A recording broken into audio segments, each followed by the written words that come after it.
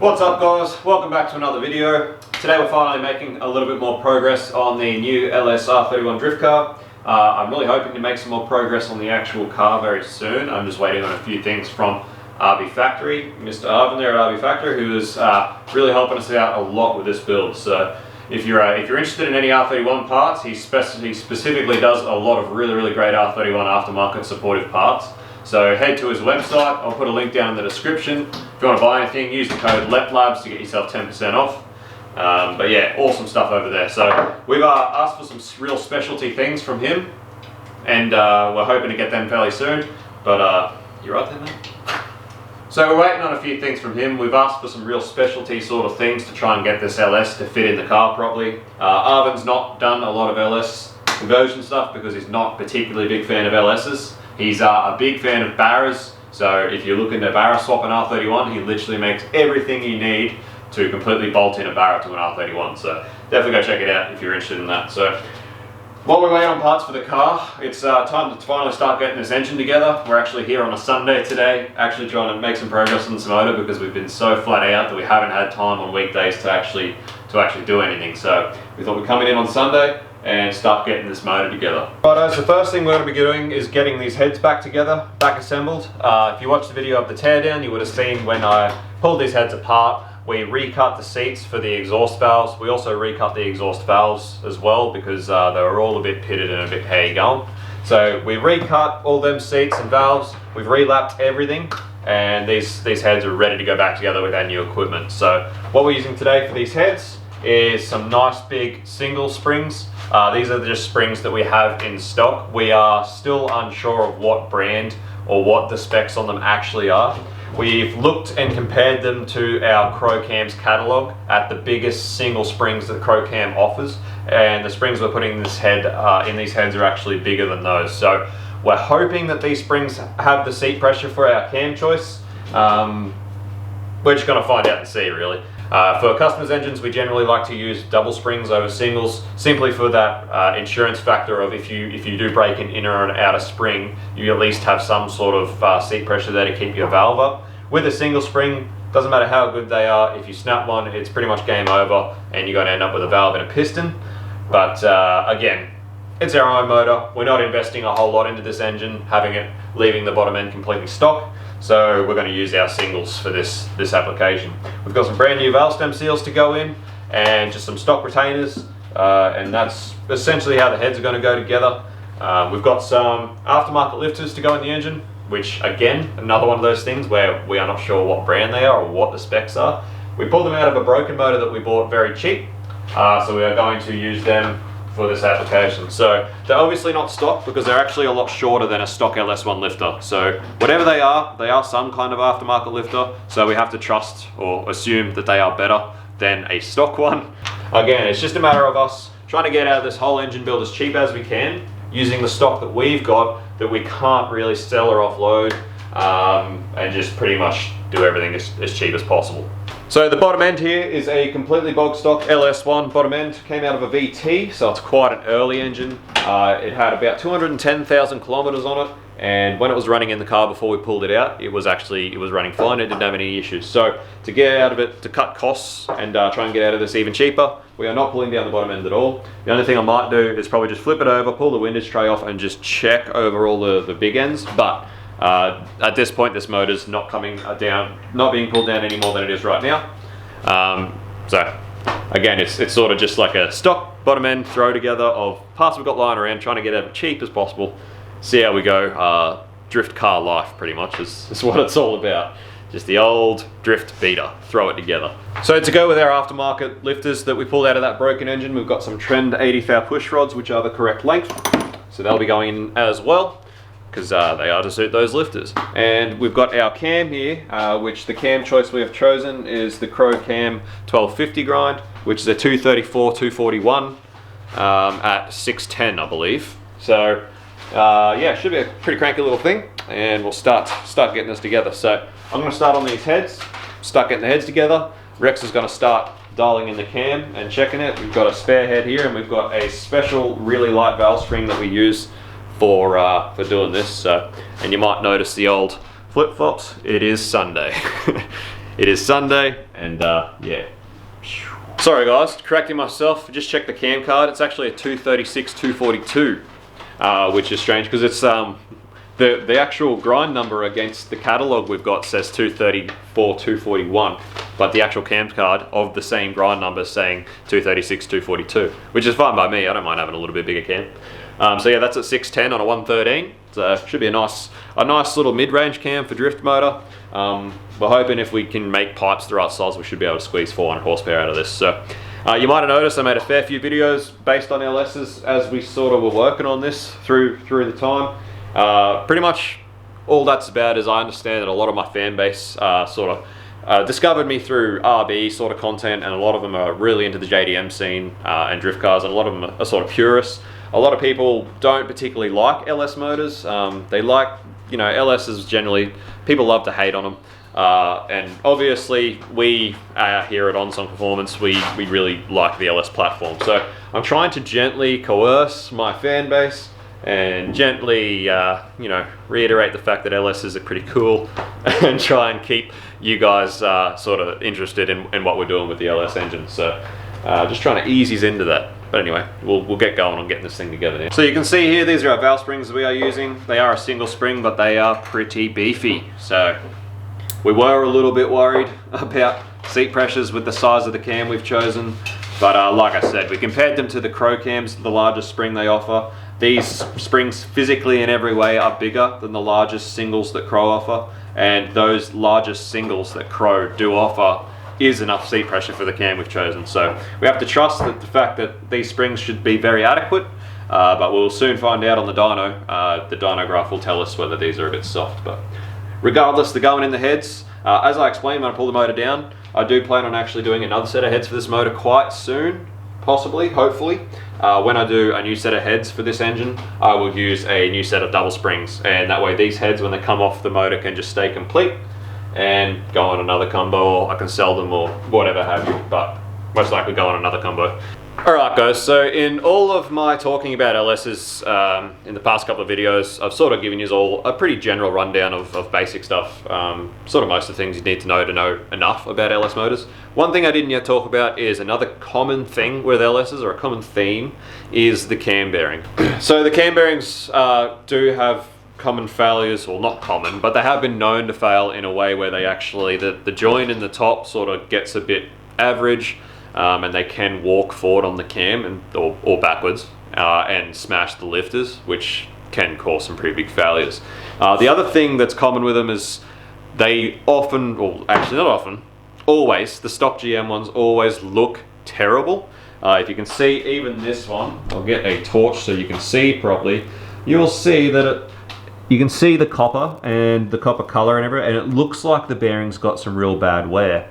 This particular engine is actually one of the best stock cam bearings I've actually seen. That's actually, believe it or not, that's quite good.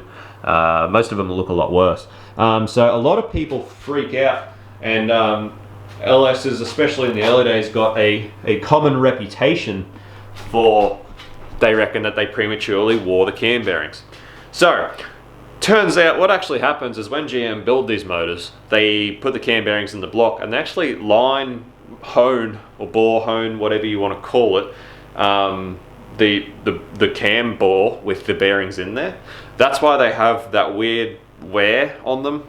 It's actually not a big deal. It looks bad, but it's actually not as bad as people think.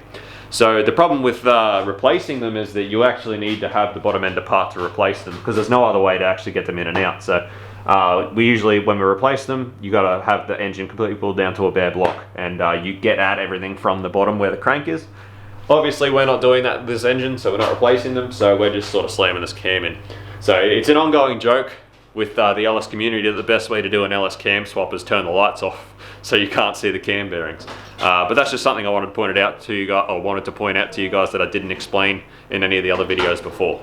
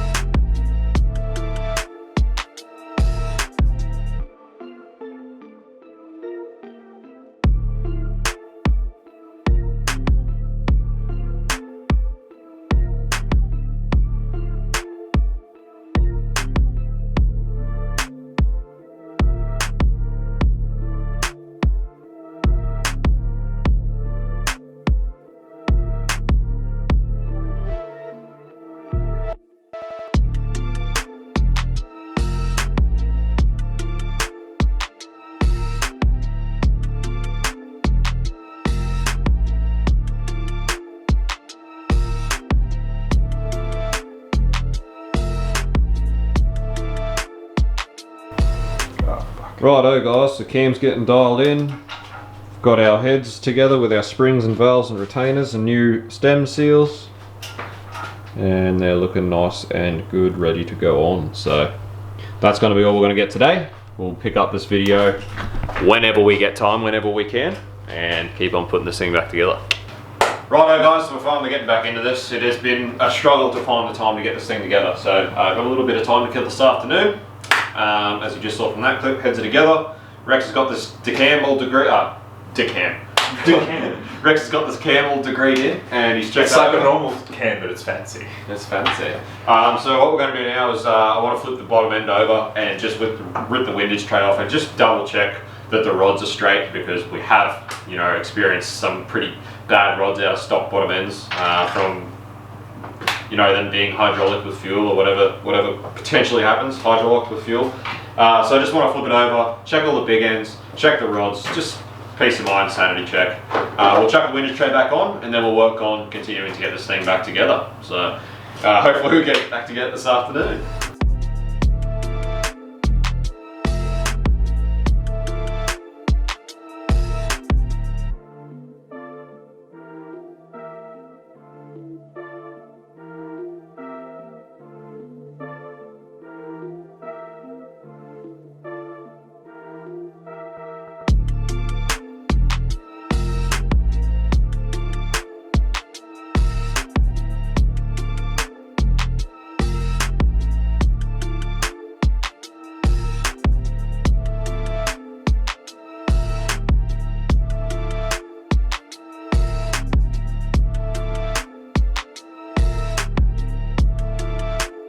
Righto guys, so with the windage tray off, it actually is looking quite good in here. Pretty impressed actually, considering how the rest of the motor looked when we pulled it down. Everything feels really Mickey Mouse, nice and tight. So yeah, it's game on. Windage tray back on, and continue with the assembly process.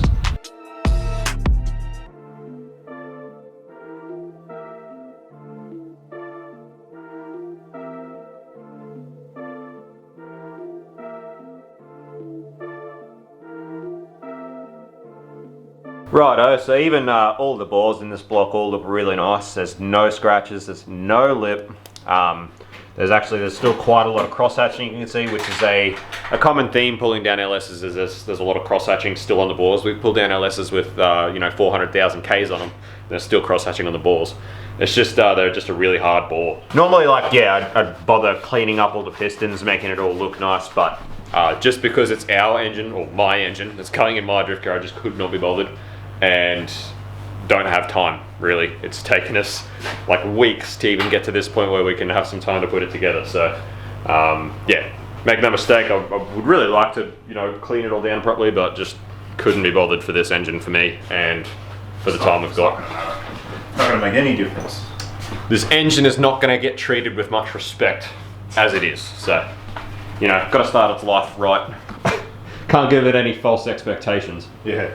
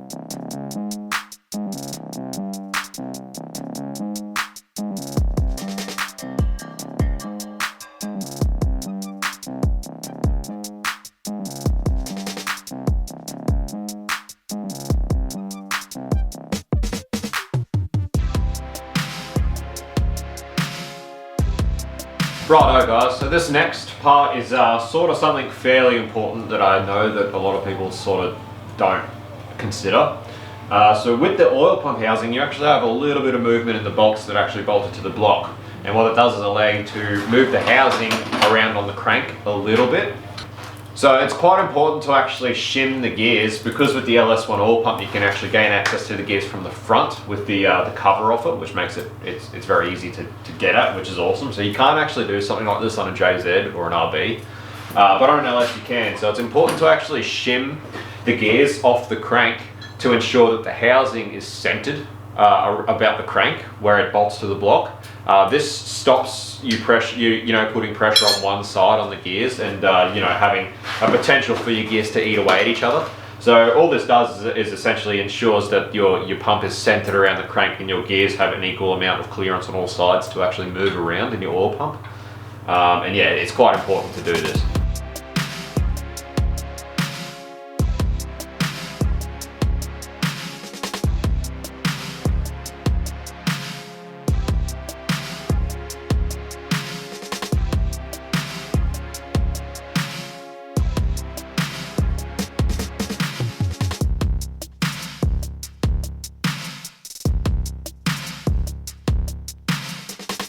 What's up guys, we are back doing some LS work. My apologies, the other afternoon my camera went flat, so I sort of had to cut it a bit short. But you can see where we've got to. We've got our oil pump on, the gears centered, everything's solid, rockers, everything's done, heads are on, so we're getting pretty close, we're doing pretty good. So I've explained in a few previous videos that we've bought this Aeroflow sump baffle. Like I said, this is the nice bit of insurance for a drift motor.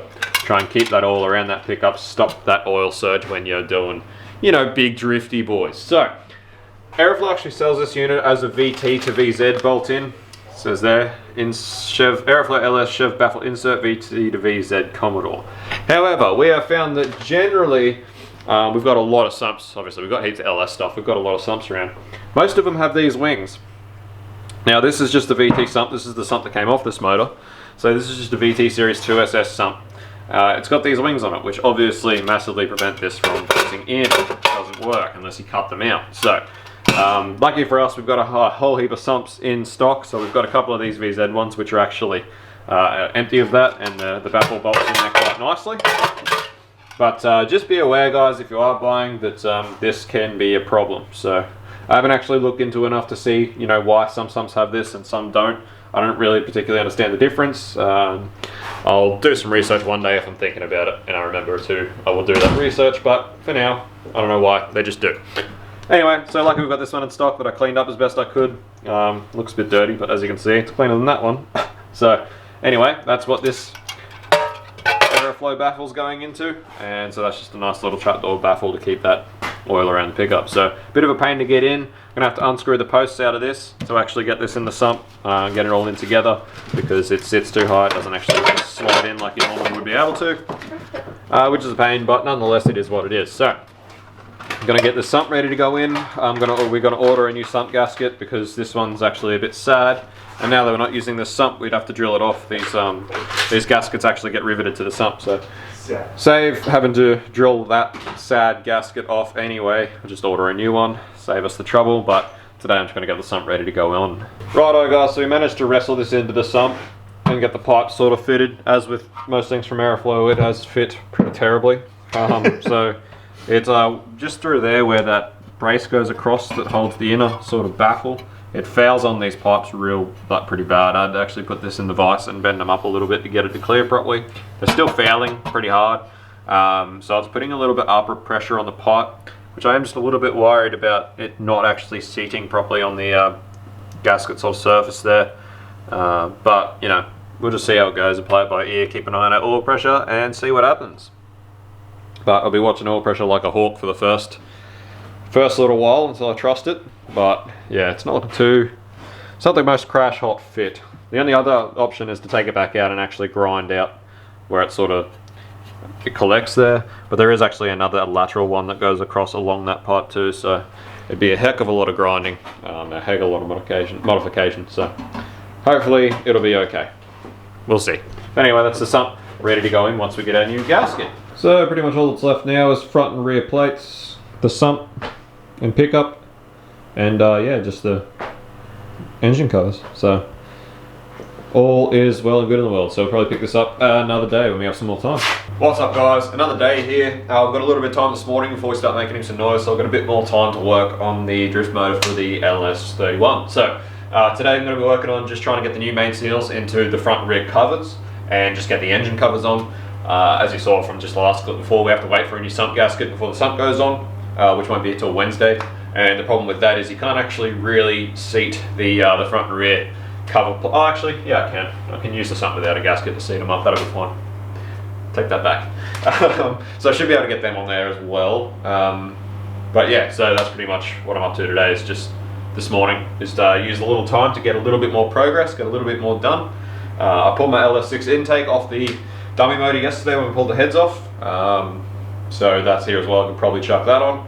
But maybe not. I'm still undecided as to whether to paint the motor yet. I know a lot of you are probably wondering why it's so filthy. The reason it's really so filthy is because I'd actually planned to just paint the whole thing black. Like, it has been just degreased and gurneyed, but you know, normally if we were going to leave a motor raw, we'd clean it up a lot better, obviously. Alrighty, so just a quick look around, and I've realised we actually don't have a new rear main seal for this thing, nor a actual gasket for the rear main seal plate. So I think we did have one. We might have used it on another customer's car at some point. Again, it's just, you know, this thing has just been a out of mind, spare time sort of thing.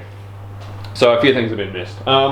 So we've got this here. This is a upgraded GM rear main plate. So they actually did have troubles with the stock ones from the LS ones with them warping, doing some funny things. So GM actually brought out a upgraded version, which is now like an actual stock part by GM. So a lot beefier than the stock rear main plate, and yeah, just a better all-round, stronger unit, which doesn't tend to warp or do any funny things. So this is the one that came off the motor that had dropped the valve, which is the one that the lifters and everything came out of in this motor. Well, sorry, the lifters and everything went into this motor. They came out of that engine. So I know who built this engine, I know who put it together, and I know it hadn't done much work before it dropped the valve. And so this main seal looks to be in really good shape. It looks fine. So I'm gonna go ahead and just run the gauntlet. Again, it's my own motor, so I mean, if it leaks, I'll be cursing myself, but at the end of the day, I'm the one that's got to pull it out and fix it. So I'm the one that gets to make the decisions on whether to run the risk or not. So gonna risk this main plate, main seal plate, but we still need a fresh gasket. Now it's important, I reckon, for a fresh gasket, because what you have here is the cam journal, which is the first place you get oil fed to. And if the main seal plate gasket isn't right, which we've had before, you know, you got quite a lot of oil pressure in this area, and it does just sort of push out, and you have some real bad oil leaks, which is not good at all. So always like to use these upgraded plates for that reason, and good gaskets at least. Rear main seal, yeah, chances are it should be okay. So yeah, turns out I won't be able to get very far with this motor this morning, but anyway, that's all right. So I'll get this new front main seal and the front main plate at the very least. That's almost all the progress I can make.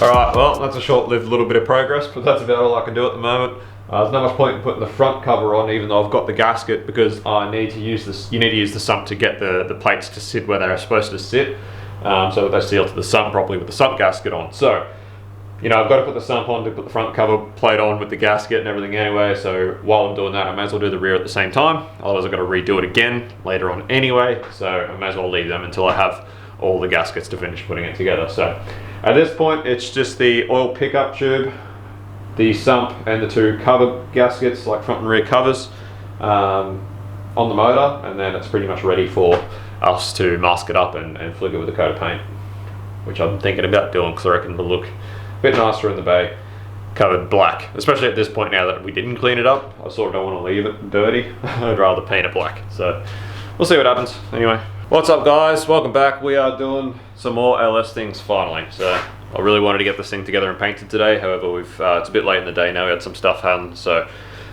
We're not going to get it painted today, but hopefully we can get this thing together today. So I went to actually get the plates and stuff on the other day. I told you about this whole updated backing plate. I've already mentioned that. But the thing with the upgraded backing plate is they actually use a bolt head, like a bigger bolt with a bigger bolt head.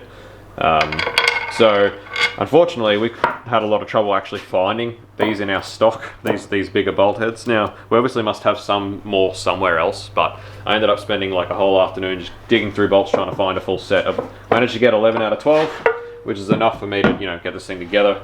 But yeah, that was a pain. So that happened. Anyway, we've got our new backing plate gasket and a new sump gasket, which we're waiting on. So we're pretty much at a point now where we can flip this thing over and essentially get everything else together. And yeah, today I was hoping to get it painted as well, but not going to happen today. But we'll see where we can get to on getting this thing together and starting to mask it up and get it ready to go. And yeah, excited for that.